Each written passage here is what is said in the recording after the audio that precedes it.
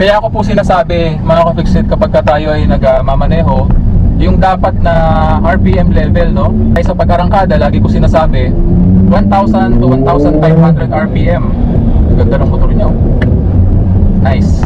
Okay, 1,000 to 1,500 RPM kapag arangkada tayo from standstill on flat surfaces, no? 2,000 to 2,500 RPM kapag arangkada tayo on an uphill. Okay? Kaya ako pa sinasabi ang RPM level kasi importante po yan para makatipid tayo sa gas, mga ka-fixit. Kasi if you're generating too much RPM from your engine, no, na hindi naman kailangan, it's a waste.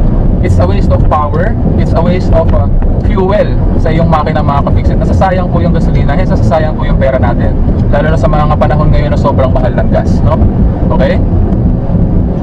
So, isa pa, iwasan din natin, mga ka-fixit, yung hard acceleration.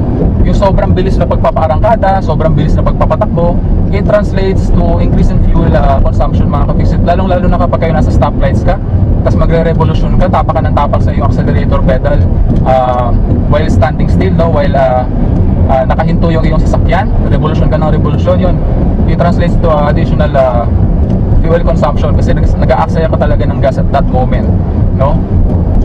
Kapag nakahinto ka sa traffic, lalo na kapag stoplight at may counter, alisin mo yung paa mo sa accelerator pedal para hindi naman accidentally matatapakan mo yan.